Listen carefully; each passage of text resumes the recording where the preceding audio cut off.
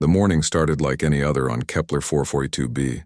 Dr. Lee Hanna stood in her small kitchen, making breakfast for her daughter while watching the pale orange sun rise over New Seoul Colony. Steam curled up from her coffee cup as she listened to Kim Nari moving around upstairs getting ready for school. "Mom, have you seen my blue jacket?" Nari called down the stairs. "Check the laundry room," Hanna replied, smiling at the familiar routine. At 17, Nari was growing more independent every day, but she still forgot where she put things, just like when she was little. Hanna worked as a xenobiologist at the colony's research center. For the past 3 years, she had been studying alien plant samples that arrived on trading ships. It was quiet work, the kind she preferred after losing her husband Jinwoo in a mining accident 5 years ago. Life on the colony world was simple and safe. That was exactly what she wanted for Nari. The kitchen window looked out over the settlement's main street. New Seoul was home to about 8,000 people, mostly Korean families who had come here seeking a better life among the stars. The buildings were low and practical, built to withstand the planet's strong winds. Gardens grew between the houses, filled with vegetables and flowers from Earth. Nari came down the stairs wearing her school uniform and carrying her backpack. She had her father's dark eyes and quick smile. At 17, she was tall for her age and moved with easy confidence. What made her special, though, was something most people couldn't see. She had inherited abilities from her father's genetic treatments. She could sense things before they happened and sometimes move small objects with her mind. "The transport ships are back," Nari said, looking out the window as she ate her breakfast. Hanna followed her gaze. 3 large ships sat in the landing field outside town. They were sleek and silver, clearly not human-made. The Velthian Empire had been sending these ships to human colonies for the past 6 months. They claimed to be conducting trade negotiations and cultural exchanges. "I don't like them being here," Hanna said quietly. "Why not?" "They seem peaceful enough," Nari replied, finishing her eggs. Hanna couldn't explain her unease. The Velthians were reptilian humanoids who ruled a large section of the galaxy. Humanity had signed peace treaties with them 20 years ago. The treaties allowed limited contact and trade between their species. But something about these recent visits felt wrong to Hanna. "Just be careful at school today," she told her daughter. Nari kissed her mother's cheek and headed for the door. "I'm always careful, Mom. See you tonight." Hanna watched her daughter walk down the street toward the school. Other children joined, Nari along the way, their voices carrying on the morning air. Everything looked normal and peaceful. At the research center, Hanna tried to focus on her work. She was examining soil samples from a newly discovered world when her colleague Dr. Yang Sunho burst into her lab. "Hanna, you need to see this," he said, his face pale with worry. She followed him to the main communications room where a crowd had gathered around the news display. The screen showed scenes from the landing field. Velthian soldiers in dark armor were setting up equipment while human officials stood nearby looking uncomfortable. "They're conducting what they call genetic assessments," explained Director Tom Park, the facility's administrator. "All human civilians between the ages of 15 and 20 are required to report for testing." "Testing for what?" Hanna asked, though she already feared the answer. "They claim they're looking for individuals with special genetic markers. Something about recruiting for their military academies," Park replied. "It's all legal according to the treaties. Our government representatives have already agreed." Hanna felt ice forming in her stomach. "They want to take our children." The afternoon passed in a blur of anxiety. Parents throughout the colony received messages telling them to bring their teenagers to the landing field for testing. Those who refused would face legal consequences under interstellar law. Hanna left work early and hurried to the school. She found Nari waiting with a group of other students outside the main building. Her daughter looked calm, but Hanna could see worry in her eyes. "Mom, they say we have to go to the ships for some kind of test," Nari said. "I know, sweetheart, I'll be with you." They walked together toward the landing field, joining a stream of families moving in the same direction. Parents held their children's hands tightly while trying to look reassuring. The teenagers talked among themselves in nervous whispers. The Valthian testing station was set up in a large white tent near the ships. Inside, strange machines hummed and glowed with blue light. Valthian technicians, tall and scaled with golden eyes, operated the equipment with efficient movements. Commander Theiss, the Valthian leader, stood at the entrance greeting families. He was larger than the others, with darker scales and silver markings on his uniform. When he spoke, his voice was deep and measured. "Please do not be concerned," he told the gathered crowd. "We are simply conducting routine genetic scans. Most of your young people will complete the process and return home today. A select few may be invited to participate in advanced training programs." Hana watched as the first group of teenagers entered the tent. They came out after about 10 minutes looking relieved. Their parents hugged them and they walked home together. This pattern continued for the first hour. Then Nari's group was called. Hana squeezed her daughter's hand. "If anything feels wrong, you tell them you want to leave immediately," she whispered.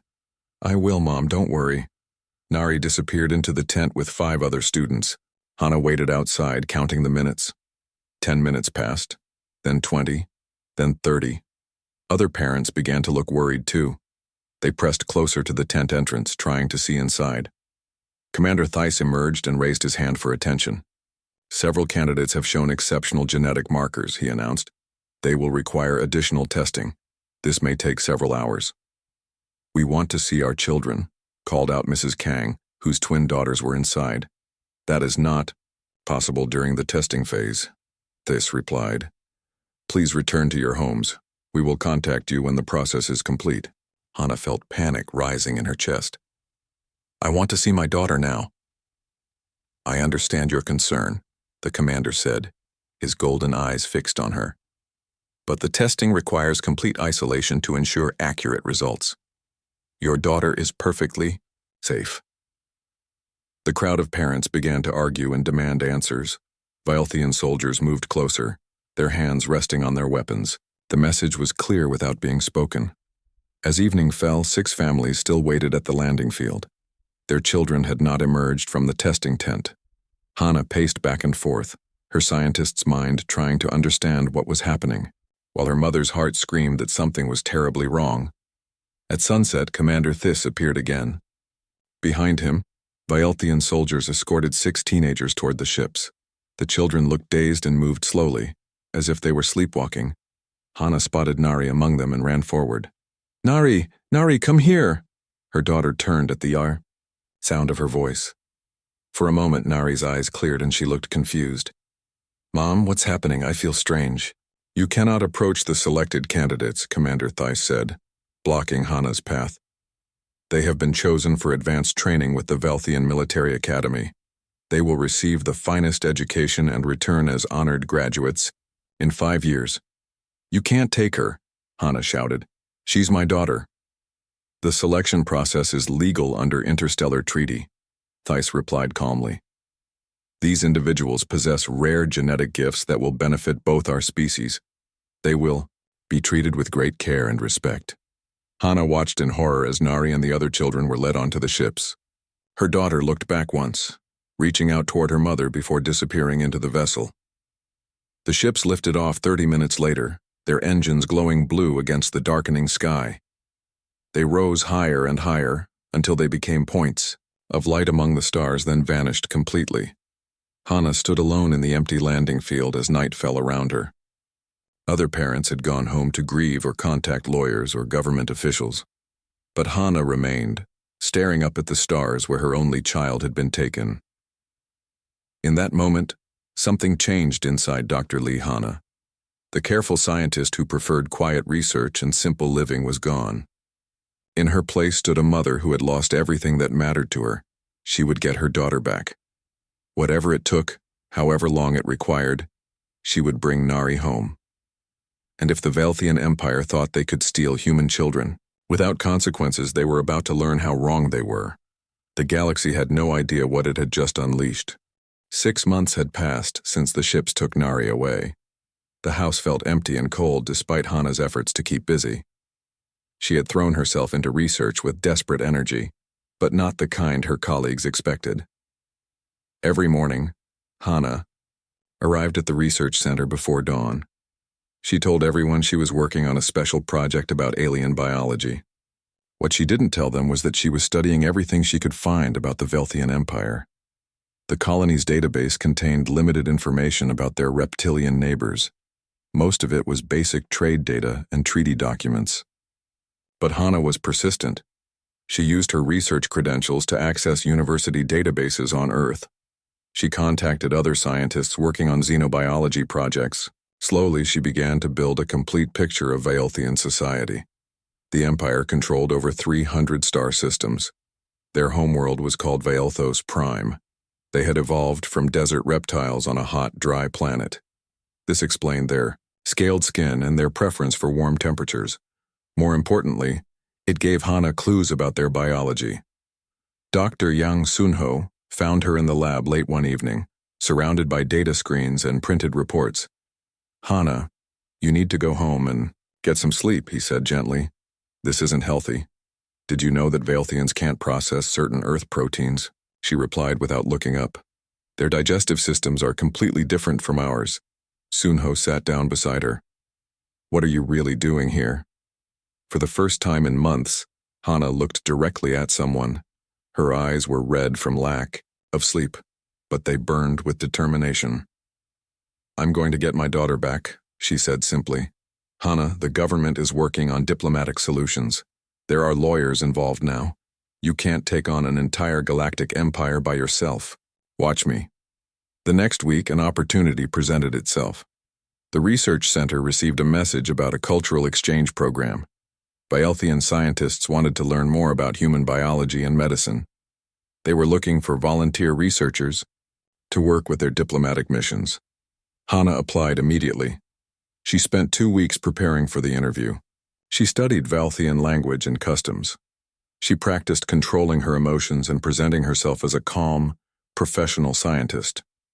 Most importantly, she created a false identity.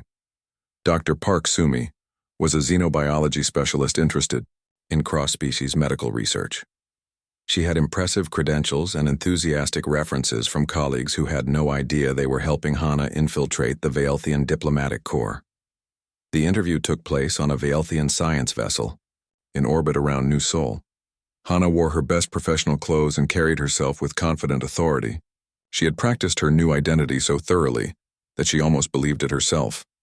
Ambassador Vexhai was a smaller Velthian, with bright green scales and curious yellow eyes. He seemed genuinely interested in human science, and asked detailed questions about Earth's biological diversity. "We are particularly interested in human immune systems," he explained as they walked through the ship's research sections. "Your species has remarkable resistance to diseases that affect other races." Hana nodded and took careful notes, but her mind was analyzing everything around her. The ship's layout, the security systems, the way the crew interacted with each other. She memorized the location of computer terminals and communication equipment. "Dr. Park, your qualifications are excellent," Vexhai said at the end of the tour. "We would be honored to have you join our cultural exchange program." "I'm very interested," Hana replied smoothly. "When would I start?" "Next month. You'll be assigned to work with our diplomatic mission on the trade station at Kepler 69c. It's a neutral location where many species conduct business." 3 weeks later, Hana found herself aboard a transport ship heading for Kepler 69c. She had told everyone at the research center that she was taking a temporary assignment to help with grief counseling. Only Dr. Yang knew the truth, and she had made him promise to keep her secret. The trade station was a massive structure built in Naiset, the empty space between 2 star systems.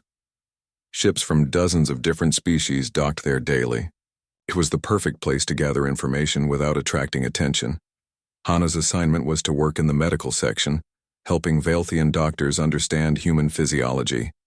The work was genuinely interesting, but she had other goals. During her first week, she mapped the entire station. She learned which sections were restricted and how the security systems worked. She identified key personnel and began building relationships with staff members who might have access to classified information. The Velthian medical team treated her with professional respect. They were curious about human biology and asked many questions about Earth diseases and medical treatments. Hana answered honestly, while secretly studying their own biological weaknesses.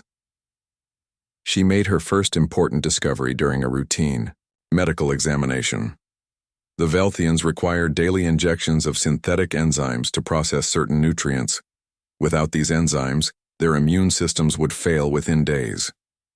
"It's a genetic modification we developed centuries ago," explained Dr. Kethfor, the chief medical officer. "It allows us to eat a wider variety of foods from different worlds, very convenient for space travel." Hana smiled and nodded, but inside she was calculating. A genetic modification meant a genetic weakness. If she could find a way to interfere with their enzyme production, she could create a biological weapon that would only affect Velthians. Her second major discovery came from casual conversation with a communications officer named Zarlin. The female Velthian was young and talkative, eager to practice her human languages. "The military recruitment program has been very successful," Zarlin mentioned one day while they shared lunch. "Over 200 human children have been selected for advanced training." "That's wonderful," Hana replied, keeping her voice steady. "Where do they conduct this training?" "Oh, it's classified, but I think it's on one of the research worlds. Somewhere with good laboratory facilities." Hana filed this information away and continued building her network of contacts. She was patient and careful, asking questions that seemed innocent while gathering intelligence about Velthian military operations. After 2 months on the station, she had learned enough to make her next move. The Velthians had 12 core, worlds that controlled their empire. Each core world managed dozens of colony systems. All important decisions came from Velthos Prime, their capital world. More importantly, she had discovered that the military training program was not what the Velthians claimed. Through careful questioning and observation, she learned that the human children were being used in biological experiments.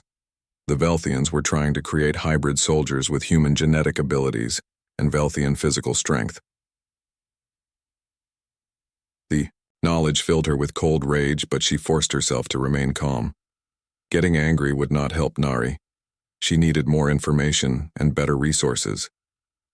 During her 3rd month on the station, Hana met someone who would change everything. Cho Minho was a human trader who smuggled goods between different star systems. He was tough and experienced, with scars on his hands and a cautious way of watching everyone around him. They met in the station's cantina, a crowded place where many species gathered to eat and drink. Hana was sitting alone, reading reports, on her tablet when Minho approached her table. "Dr. Park Sumi," he said, sitting down without invitation. "That's not your real name, is it?" Hana's hand moved instinctively toward the small weapon she carried, but Minho raised his hands peacefully. "I'm not here to cause trouble," he said. "I know who you really are, Dr. Lee Hana. I know what happened to your daughter." "What do you want?" she asked quietly. "I want to help. The Velthians took my nephew too. He was only 16. Minho had been gathering information about the recruitment program through his network of smugglers and traders. He knew which ships had carried human children and where they had gone. He also knew other parents who wanted their children back. "There are dozens of us," he explained. "Parents, relatives, friends, people who lost someone to the Velthians. We've been trying to organize, but we needed someone with your skills and access." That night, Hana made a decision that would reshape her life. She agreed to work with Minho and his underground network. Together, they would find the missing children and bring them home. But as she learned more about the scope of the Velthian experiments, Hana realized that rescue might not be enough. The Empire had committed crimes against humanity. They had stolen children and used them as test subjects. They believed humans were weak and would not fight back. They were about to learn how wrong they were. Standing in her small quarters on the trade station, looking out at the stars, Hana began planning, something that went far beyond a simple rescue mission. The Velthians had taken her daughter and destroyed her peaceful life. Now she was going to take their empire apart piece by piece until she found Nari and made them pay for every child they had stolen. The student had learned enough. It was time for the teacher to begin the real lesson. The research station at Kepler 69c was Hana's first target. She had spent 3 months learning everything about it from her position on the trade station. The facility conducted biological experiments on captured species, including humans. It was also small enough for her to handle alone. Hana prepared carefully. Using her knowledge of Velthian biology, she created a modified virus that would attack their enzyme production systems. The virus was invisible and odorless. It would spread through their air recycling system and affect every Velthian on the HFY station within hours. The beauty of her weapon was its specificity. The virus would only affect Velthian genetics. Other species would be completely safe. Minho helped her get close to the research station by arranging a supply delivery. Hana posed as a medical supply inspector, carrying the virus in a standard air quality testing device. The Velthian guards barely looked at her credentials before waving her through. She released the virus into the station's main air system during her inspection tour. Within 6 hours, every Velthian researcher and guard was dead. The other species working on the station were unharmed but terrified. Hana found the detention levels where they kept test subjects.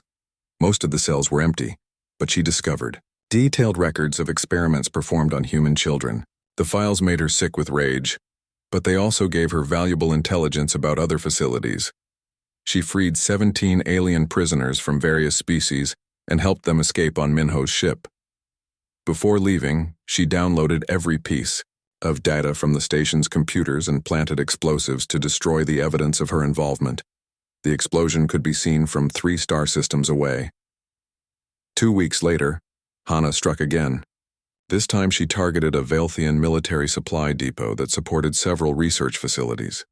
She used the same biological weapon, but refined the delivery method. Instead of releasing it into the air system, she contaminated their food supplies. The results were even more effective. The virus spread through the entire depot in less than 4 hours. When rescue teams arrived 3 days later, they found 847 dead Velthians and one very important piece of intelligence: shipping records that showed where supplies were being sent. Hana now had a map of every secret research facility in the sector. Her third attack came 1 month later at a communications relay station. This time she brought help. Minho had introduced her to other members of their growing network. Young Sunho had left his job at the research center to join them after his son. Jimin was taken by another Velthian recruitment ship. Kang Mirai was a transport pilot whose twin daughters had disappeared 6 months ago. Lim Daewon was a former diplomat who understood Velthian politics and military structure. Together, they formed what Hana privately called her hunting pack. The communication station was heavily defended, but Hana had learned to be creative. Instead of attacking directly, she infected a supply ship that was scheduled to dock at the station. The Velthian crew carried the virus inside without knowing it. By the time the station's defenses realized they were under attack, it was too late. The biological weapon had already spread throughout the facility. The station went silent within 12 hours. Before destroying the facility, Hana's team downloaded months of communication records. The intelligence was incredible. They learned about Velthian military movements, supply chains, and most importantly, the locations of 3 major research complexes where human children were being held. The Velthian Empire was starting to notice the attacks. News reports spoke of a mysterious plague affecting only Velthians at remote facilities. Medical teams were dispatched to investigate, but they found no survivors to examine and no clear source of infection. Commander Theiss, the same Velthian who had taken Nari from New Seoul, was placed in charge of the investigation. He suspected the attacks were connected but couldn't prove it. The biological weapon left no traces that their science could detect. Hana watched the news reports from her hidden base on an abandoned mining station. Seeing Theiss on the screen filled her with cold satisfaction. Soon she would make him pay, personally, for taking her daughter. But first she had bigger targets to hit. The research complex at Altair 7 was her next objective. Intelligence reports showed it housed over 60 human children in their experimental programs. The facility was large and well defended, requiring a more sophisticated approach. Hana spent 2 months planning the attack. She studied the facilities, layout, guard rotations, and supply schedules. She identified the ventilation systems, power sources, and communication networks. Most importantly, she found a way to get inside. The facility received regular shipments of medical supplies from a company based on the trade station. Hana used her network of contacts to intercept one of these shipments. Her team replaced the medical supplies with containers of concentrated virus, designed to activate when opened. On the day of the attack, Hana and Minho infiltrated the facility disguised as supply inspectors. They reached the detention levels while the virus was spreading through the upper sections. The Velthian guards were already showing symptoms of infection by the time Hana found the human prisoners. What she saw in those cells changed her forever. The children had been subjected to horrific experiments. Some were barely recognizable as human. Others had been modified with Velthian genetic material, creating hybrid creatures that were neither fully human nor fully alien. Many were dead. Those who survived were traumatized beyond imagination. Hana found evidence that Nari had been held at this facility, but her daughter had been transferred elsewhere 3 weeks earlier. The disappointment was crushing, but it also fueled her determination to continue. She and Minho rescued 12 surviving children and 17 adult humans who had been captured from various colonies. The evacuation was difficult because many of the survivors were too weak or damaged to move easily. As they prepared to leave, Hana made a decision that surprised even herself. Instead of simply destroying the facility, she left it intact. She wanted the Velthian Empire to see exactly what she had done to their research program. Every Velthian in the complex was dead from the virus. The human prisoners were gone. The research data had been completely erased, but the facility itself remained as a monument to her power. The rescue made headlines across human space. 17 adults and 12 children returning from Velthian captivity with stories of torture and experimentation. The images of their condition sparked outrage among human colonies. More importantly, the rescued prisoners brought intelligence about other facilities and the scope of the Velthian program. There were at least 8 major research complexes scattered across the empire. Hundreds of human children were still being held captive. The political response was immediate. Human colonial governments demanded action from Earth's central authority. Diplomatic protests were filed with the Velthian Empire. Trade agreements were suspended, but Hana knew that politics would not save the remaining children. The Velthians would simply move their operations to more remote locations and increase security. Diplomatic pressure would accomplish nothing, except giving them time to hide the evidence. She made a decision that would change the course of the war. Instead of continuing to strike individual facilities, she would target the Empire's infrastructure.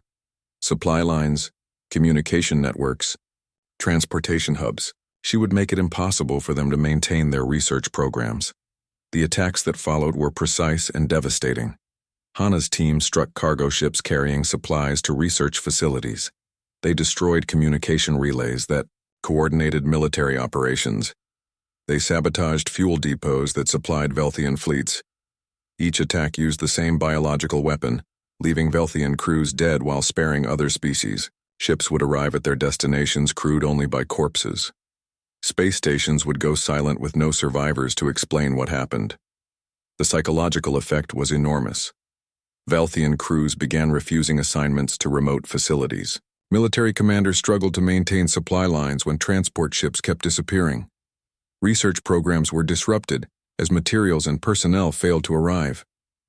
6 months after the first attack, the Velthian Empire was facing something it had never experienced: systematic disruption of its operations by an enemy it couldn't identify or locate. But Hana's war was just beginning. She had learned that the primary research facility, where the most important experiments were conducted, was located on Velthos Prime itself. That was where they would be keeping the children with the most valuable genetic modifications. That was where she would find Nari. Standing in the command center of her hidden base, surrounded by maps of Velthian space and intelligence reports from her growing network of allies, Hana planned her next phase of operations.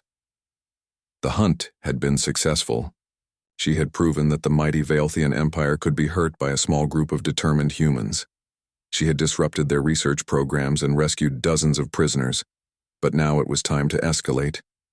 The Empire still held her daughter and hundreds of other human children. They still believed they could commit crimes against humanity without consequences. The message arrived on every communication channel in human space at exactly the same time. The transmission was simple but powerful.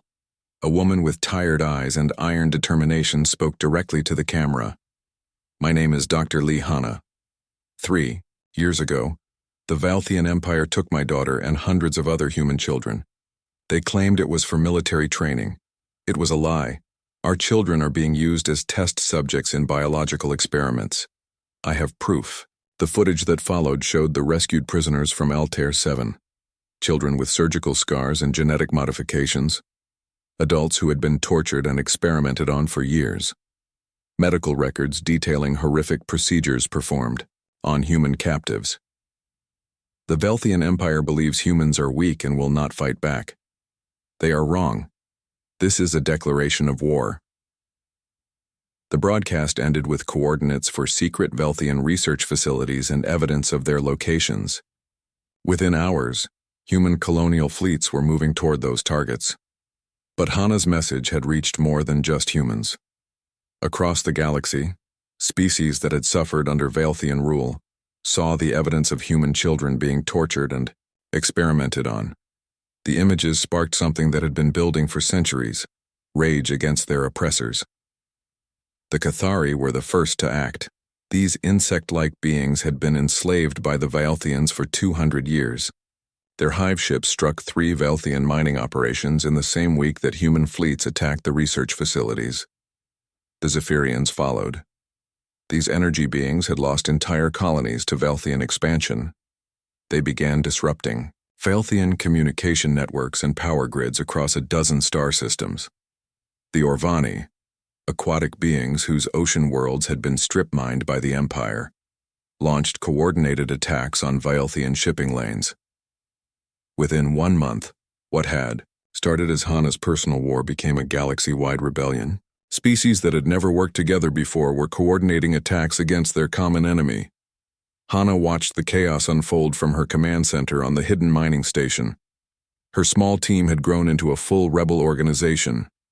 Humans from dozens of colonies had joined her cause, bringing ships, weapons, and most importantly, information about Vaelthian operations. "The Empire is calling it the Great Uprising," reported Lim Daewon during their daily intelligence briefing.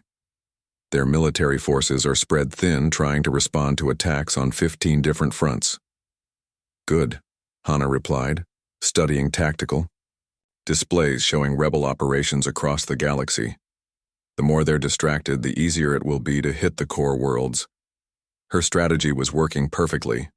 While other species kept the Vaelthian military busy, Hanna prepared her most ambitious operation yet: simultaneous strikes on 6 of the Empire's 12 core worlds. But the Empire was not passive. Emperor Vexthar, the ancient ruler of the Vaelthians, decided to send a message of his own. The executions were broadcast across the galaxy. 50 human children, including some who had been rescued and recaptured during the initial attacks, were brought before Vaelthian cameras. They looked weak and scared, dressed in prison uniforms that were too big for their small bodies. Emperor Vexthar himself spoke to the camera. He was massive even for a Vaelthian, with deep black scales and red eyes that seemed to burn with ancient malice. "Let this be a lesson to all who would defy the Empire," he said in his deep, grinding voice. "These criminals have violated the sacred trust between species. They have chosen to follow the terrorist Hanna instead of accepting the generous offer of advancement we provided. This is the price of rebellion."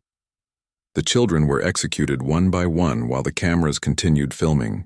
Their bodies were left displayed as a warning to anyone who might support the rebellion. Hanna watched the broadcast in complete silence. Her team gathered around her, waiting for her reaction. Some expected her to break down. Others thought she might fly into a rage. Instead, something cold and terrible settled over her features. When she spoke, her voice was completely calm. "Minho, contact all rebel groups. Tell them to increase attacks on civilian targets. Kang Mirai, prepare your pilots for deep strike missions. Yang Sunho, begin production of the enhanced virus strains. Lim Daewon, send a message to every species in the galaxy. What message? Daewon asked. The Velthian Empire has just declared war on every living being in the galaxy. Anyone who does not fight them is accepting slavery or death. There is no middle ground anymore. The enhanced virus strains were Hana's masterpiece of biological warfare. She had spent months refining her original weapon, making it more contagious and longer lasting. The new versions could survive in space for weeks and spread through water supplies as well as air systems. More importantly, she had created variants that could affect different Velthian genetic lines. The ruling families of the Empire each had distinct genetic markers. Hana could now target specific bloodlines while leaving others alive. The attacks on the 6 core worlds began at exactly the same moment. Each strike team used different methods but the same biological weapons. Transport ships infected with the virus docked at space stations. Water supplies were contaminated by infiltrators. Air systems were breached by small fighter craft. Within 72 hours, 3 of the 6 core worlds had lost their entire Velthian populations. The other 3 were evacuating in panic as the virus spread through their cities. But Hana's most devastating blow came from an unexpected source. She had been monitoring Velthian communication channels when she detected a weak transmission from Velthos Prime itself. The signal was heavily encrypted, but her team's computers eventually decoded it. It was from Nari. "Mom, if you're listening, I'm alive. They've changed me, but I remember who I am. The facility is underground beneath the Imperial Palace. Level 7, Section C. There are 86 of us left. We're ready to help." The message was only 30 seconds long, but it changed everything. Nari was not just alive. She was actively resisting her captors. Better yet, she had somehow maintained contact with the other human children and was organizing them. Hana immediately began planning the most dangerous operation of the war, an assault on Velthos Prime itself, the heavily defended capital world of the Velthian Empire. The planet was protected by massive orbital defense platforms and patrolled by the Empire's most elite fleets. The surface was covered with cities containing billions of Velthians. The Imperial Palace sat in the center of the largest city, surrounded by layer after layer of defensive systems. It was considered completely impossible to attack. But Hana had advantages the Velthians didn't know about. Her biological weapons could clear defensive positions without damaging infrastructure. Her network of allied species could provide diversionary attacks to draw away the orbital fleets. Most importantly, she had allies already inside the target. She spent 2 months coordinating with rebel groups across the galaxy. Every major species in the uprising would launch simultaneous attacks on Velthian positions to draw their forces away from the home world. Meanwhile, Hana would lead a small strike force directly to Velthos Prime. The night before the operation, she recorded a personal message to be transmitted if she didn't survive. To Emperor Vexthar and the Velthian Empire. "You took my daughter because you thought humans were weak. You experimented on our children because you thought we wouldn't fight back. You executed prisoners because you thought it would break our spirit. You were wrong about everything. Human mothers don't surrender. Human mothers don't forgive. And human mothers never stop hunting the monsters who hurt their children. See you soon." The final assault began at dawn on Velthos Prime. Hana's strike force consisted of 12 ships carrying 200 human volunteers and weapons designed specifically for this mission. They approached the planet during a massive space battle as Allied fleets engaged the orbital defenses. The Velthian defenders were expecting a conventional military assault. They were prepared for energy weapons, kinetic missiles, and boarding parties. They were not prepared for biological warfare on a planetary scale. Hana's ships released clouds of enhanced virus into the planet's atmosphere. The infection spread through the air currents, reaching every major city within hours. Velthian populations began dying by the millions, while other species remained completely unaffected. As chaos erupted across the planet, Hana's assault team landed near the Imperial Palace. They fought their way through defensive positions that were already weakened by the biological attack. Valthian soldiers collapsed at their posts as the virus overwhelmed their immune systems. But the real battle was just beginning. Inside the palace, Emperor Vexthar was waiting with his personal guard and the most dangerous weapon in the Valthian arsenal, the modified human children who had been turned into living weapons. Hana was about to face her daughter for the first time in 3 years, but the girl she found would not be the same child who had been taken from New Sol.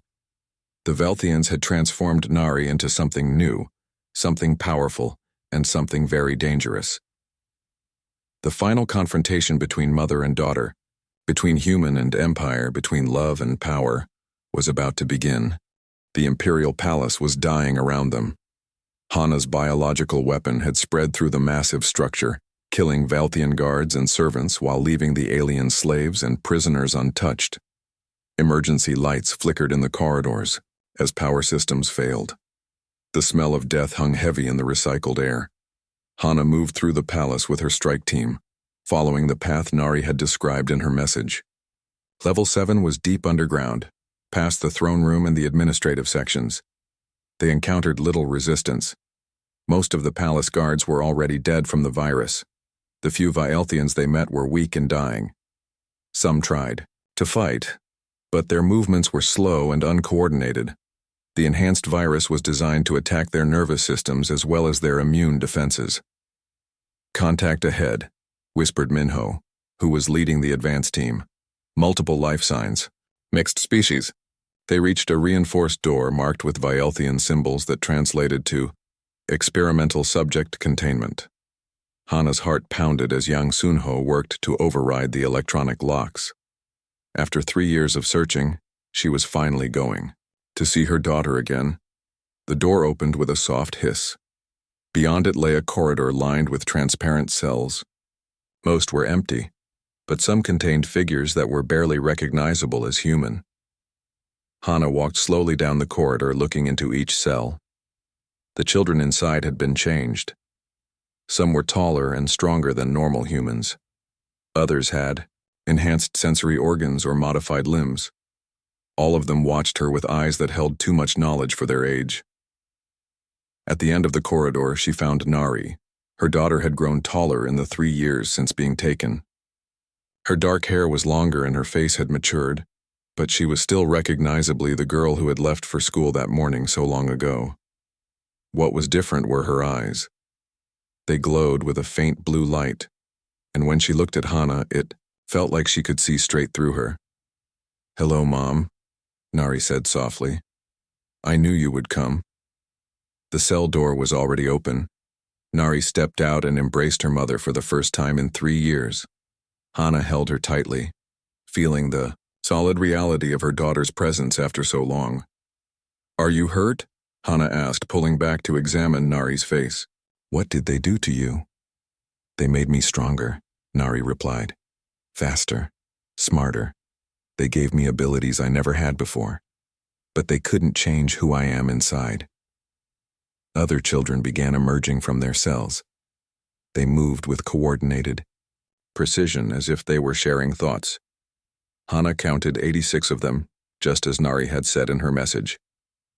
"We've been waiting for the right moment," explained a boy who looked about 15 but carried himself like a trained soldier. "When the attack began, we took control of this section. The guards are all dead." "How?" asked Minho, studying the enhanced children with professional interest. "We learned their weaknesses," Nari said simply. "They taught us to be weapons, but they didn't expect us to use that training against them." A deep rumbling sound echoed through the palace, followed by the crash of falling masonry. The building was collapsing as the virus killed the maintenance crews and automated systems failed. "We need to leave," Hana said. "Can you all move?" "We're ready," Nari replied. "But there's someone you need to meet first." They were interrupted by the sound of heavy footsteps in the corridor behind them.